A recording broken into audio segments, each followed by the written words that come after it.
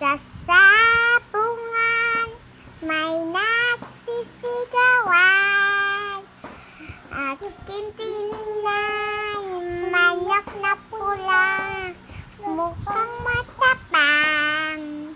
Ang pera ni Mrs. na dapat ko ihulog sana sa Palawan.